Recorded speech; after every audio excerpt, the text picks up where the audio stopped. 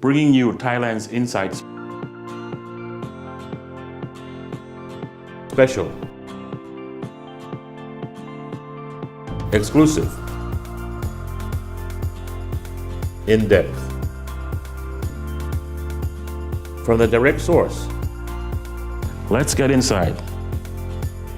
Gain the insight with the insider.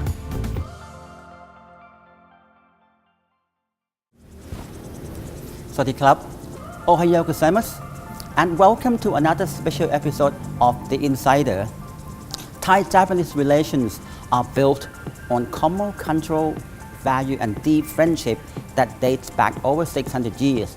In 1887, Thailand and Japan established diplomatic relations, and since then, our bilateral relationship has been highlighted by extensive cooperation, economic partnership, and a warm regard between Thai and Japanese peoples. Even more so, the royal family of Thailand and the imperial family of Japan have held a very close tie. Their Majesty the Emperor and the Empress of Japan visited Thailand for their first overseas trip in 1991. And Her Majesty Queen Sirikit and His Royal Highness the Crown Prince of Thailand then have also visited Japan on several important occasions. This year, Thailand and Japan together commemorate the 130th anniversary of the establishment of diplomatic relations. Therefore, we are delighted to be with His Excellency Mr. Chiro Sadoshima, the Ambassador of Japan to Thailand.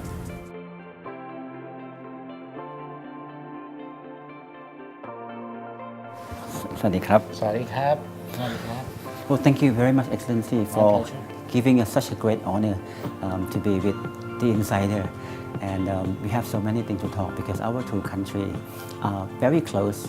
And let's begin with the story of the relationship between our two countries. This year, as you may know, marks the 130th year of establishing diplomatic relations between two countries. 30 years ago, on 26th of September 1887, a declaration was signed, which is on friendship and trade. And that was the official start of our diplomatic relations. Yes. But our exchanges, goes even farther back. Yes. At the time of Ayutthaya Kingdom, one of the Japanese samurai came over here and served the king, the day, and whose name was Nagamasa Yamada. A number of Japanese samurais also came and worked for him, and they also went down farther down in the south and to fight some battles, combats. But perhaps he was not the only one, and I suspect that there are many more exchanges like trades and so forth between two countries already. So, and also, it's only been 1 year and 8 months since my arrival, but I feel very comfortable. So I suspect that some of my genes, come from this part of the world. Maybe all Thai people feel that Japanese is our good friend, our true friend. Vice versa. Yeah. What made that relationship is so close and so strong? I think any nation, any people are molded by the environment, history, and an environment, and so forth. And one important key factor, for a common to both peoples, is perhaps cultivating rice. Sort of say, because you have to, you have to work in a group to survive. So you have to prepare yourself against, for example, say flood in this country, and a typhoon, for example, say back in our country, and you have to sort of say, you don't like confrontations, and if you say confront with the people, then you divide that society into many smaller parts, then which say eventually would lead to you to a situation that where you cannot survive. So Thai people, Japanese people, over the years, to say nurtured, to have say two people have nurtured some kind of a way of thinking, which are similar, with each other. And of course, I'm not saying that Thai people and Japanese people are the same, because I think, in my opinion, we are too meticulous, and Thai people sometimes, too optimistic. So, if you combine these two people, and Would be then perfect. divide by two, would be perfect, I think. But that is why, there's a very important meaning for exchanges, and we like Japanese also like the country, the kingdom. So last year, almost 1.5 million, 1.44 million people came over, and whereas 900,000 people went over to Japan.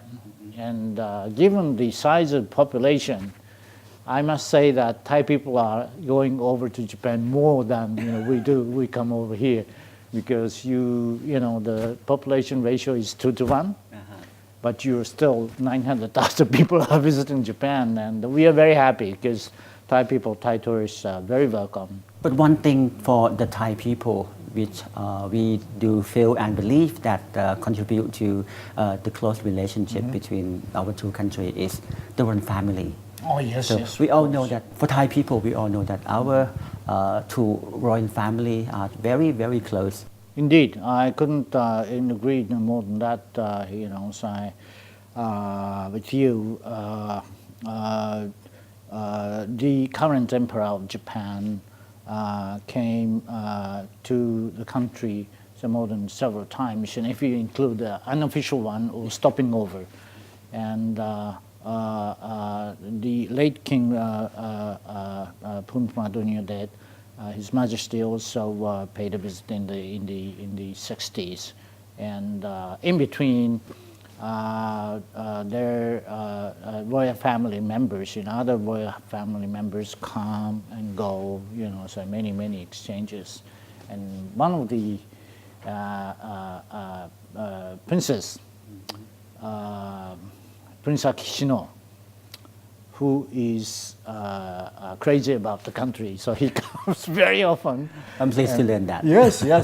Other than the royal visit, which is expected to take place very soon, we hope that because this year marks the 130th year anniversary, so I would like to invite many more number of royal family members over here, and we also would like to welcome, if there are opportunities, your royal family members, also visit Japan. One good example is at the time the late King Rama IX, His Majesty, passed away.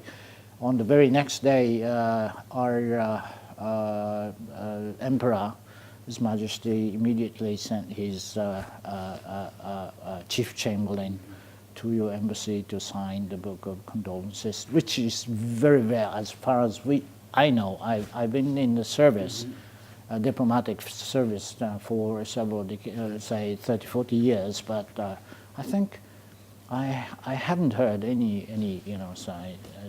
action like that before. So that indicates, obviously, how closely or how intimate our Emperor, His Majesty, thinks of the country and of the family here. Excellency, it seems to me that as for Thailand, Japan has always been with us in most of the time, particularly help us to modernize the country. Sure. Of course, we have seen, particularly during the modernization era of Thailand, during King Rama V, and Japanese has played a very vital role. And I'm just curious that during this time, we are confronting so many situations. For example, the economic slowdown. How can our two countries help to tackle the problem? Actually, you're talking about the economics of the day, and two countries, Thailand, the kingdom, and Japan, face a very common problem, common challenge. And a little bit, different, but the nature of the challenge are the same, and which is you have to raise your productivity. Innovation is one of the key factors for your future economic development, and to Japan as well. And one key issue, which is very common to two countries, which are very rapid, aging of the society. And Japan, in now how many, almost, 65, over 65, occupy the 1/4 or something, very large portion of Become more healthy. Yes. Stay longer.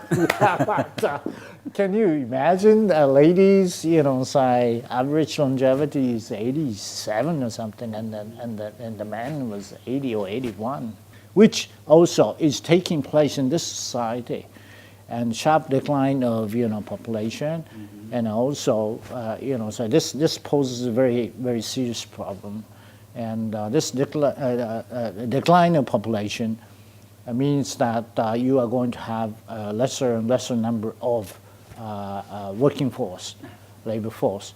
So, if you would like to raise the same level of yield output, then you would have to be productive, efficient. And then to be efficient, you have to be innovative. And the innovation is going to be the key. And our society also faces a similar kind of question. And here, we can play a role to go, muddle through all these challenges together. And one thing, it's a huge Japanese business concentration has taken place in the country.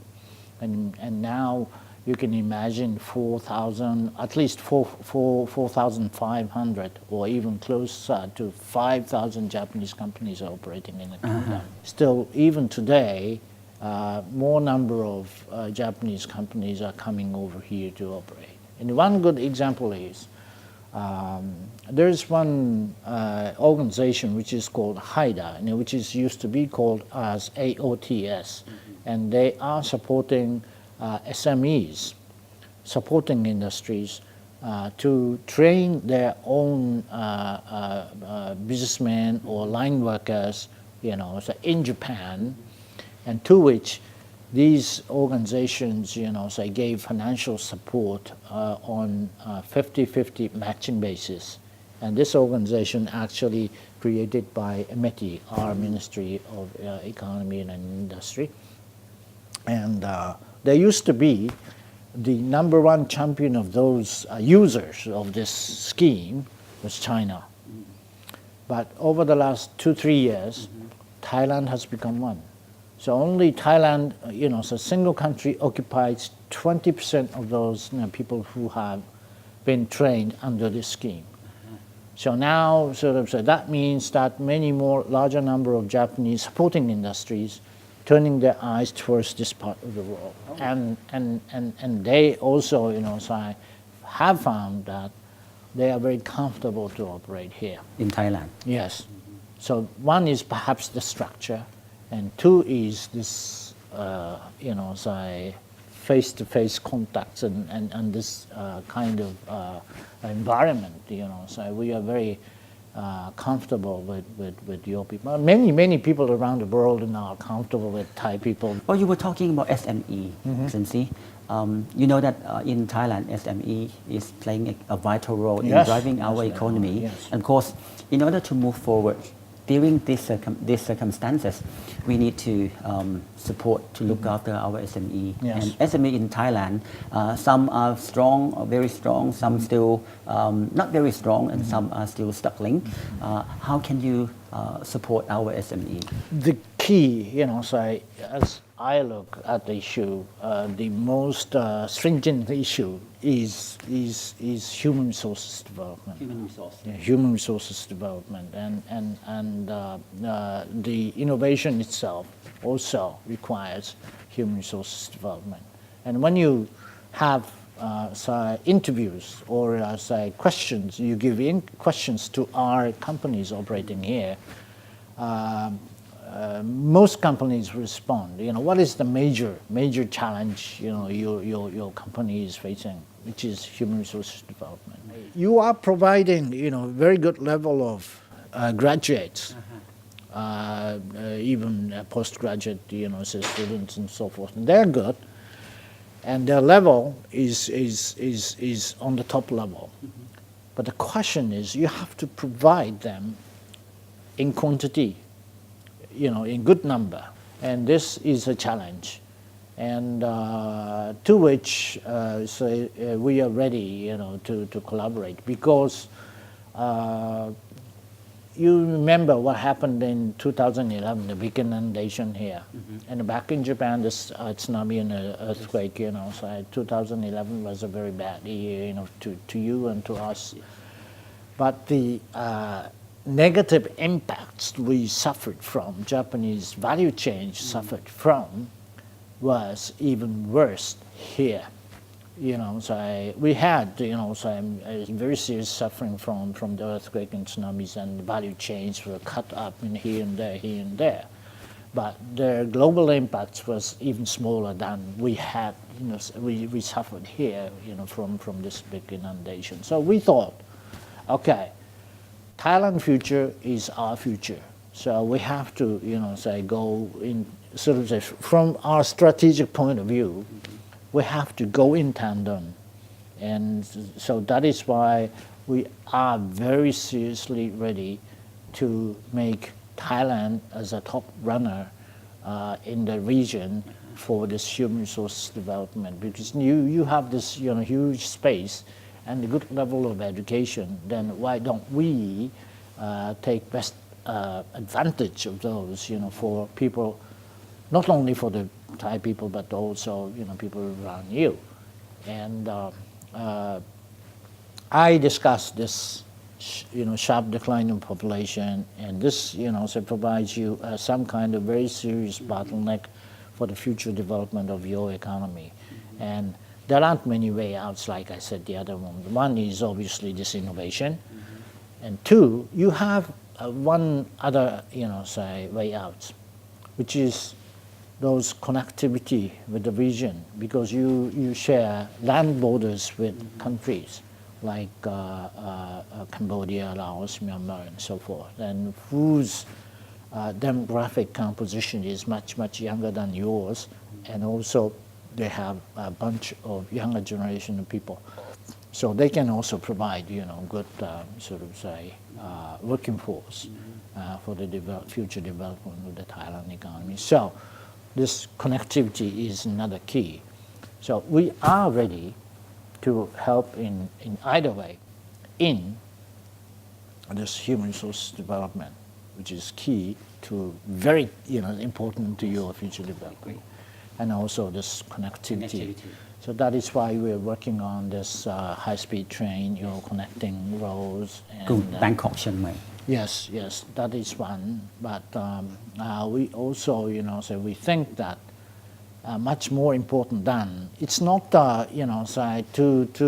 have a train which runs faster than we have now.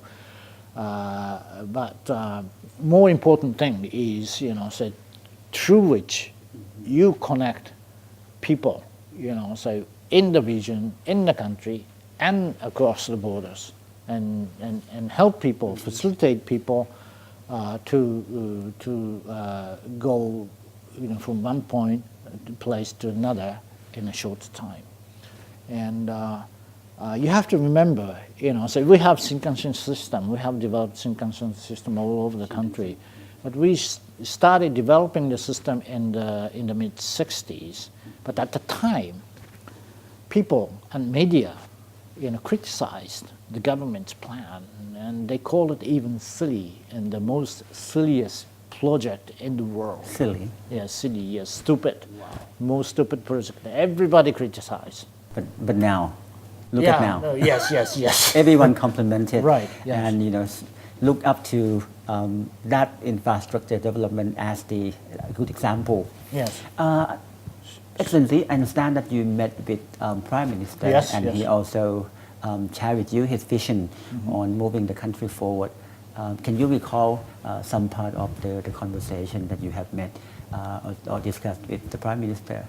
Well, he asked me a number of things, and to which, so I all said, yes, and I do my best. And one is agricultural sector development. And he mentioned a number of times, those fruits production or rubber production, and he was thinking very seriously how to make, a better life for those, so people who are working in the farms. And to which Japan also suffers a very serious decline of, say, agricultural population. But here in the country, as a size, because you have already reached to a $6,000 a year per capita level. But, to that level, when you look at a country for that size, you have a larger population in the countryside. So, which is a good thing, say, from my perspective, which you can, so you've got the resource to be tapped. And if you could give a very good orientation to those people and introduce in a more efficient way of production, then they can earn more money, and also they can have extra labor force which you can use in other sectors as well. So, which is a very key thing, and we are now working together with your government. So we are doing some researches how to modernize your rubber industry, for example, or food production by introducing this ICT technologies. Yes. Well, Excellency, among other things, the helping farmer is also a priority for the Prime Minister.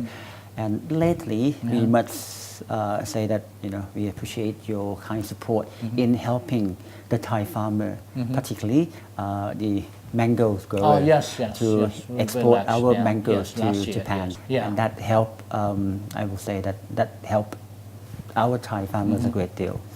And other than that, I do believe that Prime Minister also shared with you the National Strategic Plan, or the 20 years national strategy. Sure. And he also hoped that Japan can still be with us and help us to modernize everything or many things that we have done in the past. It would be the same gesture that we have in the past. So like I said the other moment, the future of the country is our future as well. So we have to go in tandem, to monitor all these challenges. And we have just submitted a proposal to your government, to Prime Minister's office, to do more in the human resources development in higher end and also vocational training, which also talked about a lot done by your Prime Minister, Deputy Prime Minister, and also Minister for Education. So which we also would like we also would like to respond, so very positively and actively. Thank you very much for joining us today. My pleasure. สวัสดีครับ สวัสดีครับ As Ambassador Sadoshima of Japan has shared with us today, the essence of the unique friendship between Japan and Thailand is a genuine friendship that has withstood the test of the time. As we commemorate our 130th year of diplomatic relations, we are also looking at the bright future together in terms of trade and investment, as well as cooperation in various spheres, underscored by mutual understanding and deep respect between our peoples. Japanese Thai will continue to be strengthened for the years to come. Sayonara, and thank you very much for watching The Insider. Please stay tuned for our next episode. สวัสดีครับ